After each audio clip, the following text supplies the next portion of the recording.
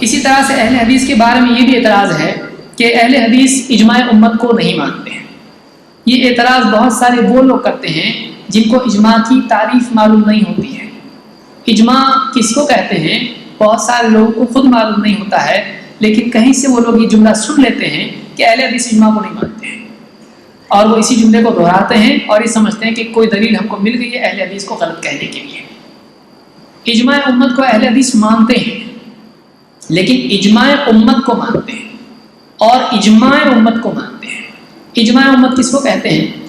اجماع امت کہتے ہیں اللہ کے نبی صلی اللہ علیہ وسلم کے بعد دینی امور میں سے کسی امر پر امت کے مجتہدین کا جمع ہو جانا۔ اللہ کے نبی صلی اللہ علیہ وسلم کے بعد دینی امور میں، دنیاوی امور میں نہیں، دینی امور میں امت کے عام لوگوں کا نہیں، مقلدین کا نہیں، مجتہدین کا اجماع ہو جانا۔ تو مجتہدین کا اگر کسی چیز پر اجماع ہوا ہے اہل حدیث اس کو مانتے ہیں، لیکن آج جیسا کہ بہت سارے لوگ کہتے ہیں کہ اب تو مجتہد نہیں آ سکتے ہیں، تو بھائی آپ اجماع کیسے آ گیا ہے؟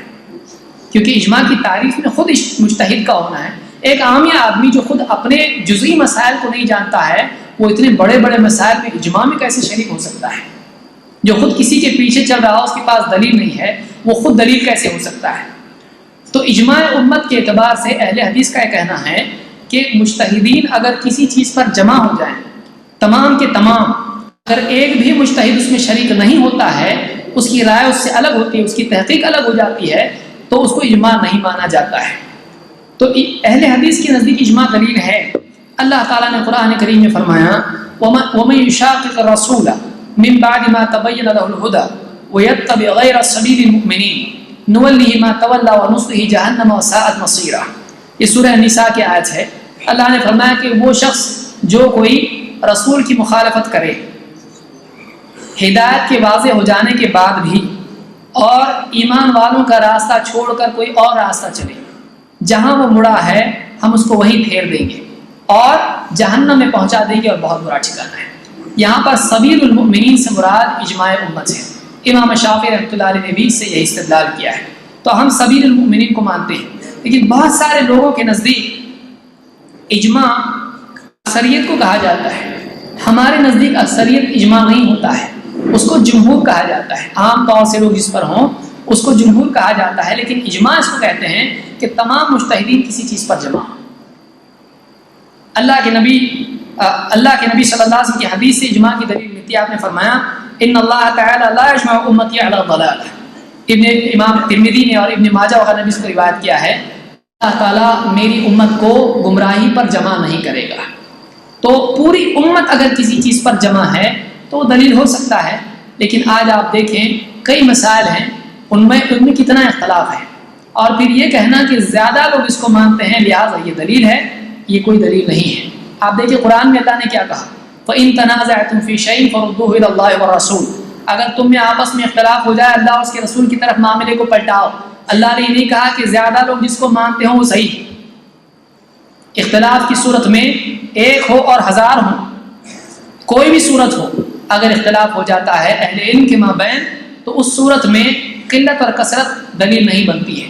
اس صورت میں کتاب و سنت حجت ہوتی ہے اور زیادہ اور کم کا فیصلہ نہیں کیا جاتا ہے۔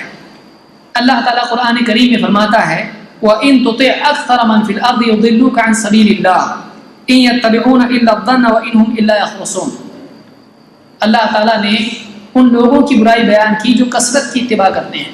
اللہ نے فرمایا کہ اگر تیرا طریقہ یہ ہو جائے کہ زمین میں تو اکثریت کے پیچھے چلنے لگ جائے، یعنی ایک آدمی طریقہ بنا لے کہ جس چیز میں میجارٹی جہاں دکھائی دے اس کے پیچھے چلنے لگے، وَإِن تُطِعْ أَكْثَرَ مَنْ فِي الْأَرْضِ يُضِلُّوكَ عَنْ سَبِيلِ اللَّهِ۔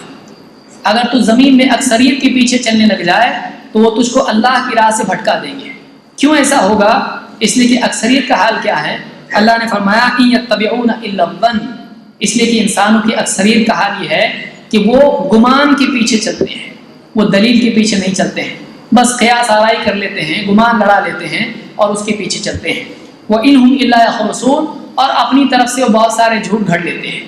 تو قیاس کی بنیاد پر فیصلے کرنا اور جھوٹ کی بنیاد پر فیصلے کرنا بے بنیاد چیزوں کی بنیاد پر فیصلے کرنا یہ اکثریت کا طریقہ ہوتا ہے، لہٰذا جو آدمی اکثریت کے پیچھے چلے گا لا محالہ وہ اسی میں مبتلا ہوگا جس میں یہ گئے ہیں۔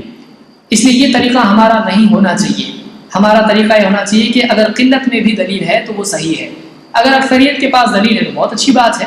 ہم یہ نہیں کرتے کہ ہمیشہ اکثریت کی مخالفت کریں، بلکہ ہم یہ کرتے ہیں کہ اکثریت ہو یا اقلیت ہو، دونوں میں جس کے پاس دلیل ہے اس کی بات کو حق اور صواب تسلیم کرتے ہیں۔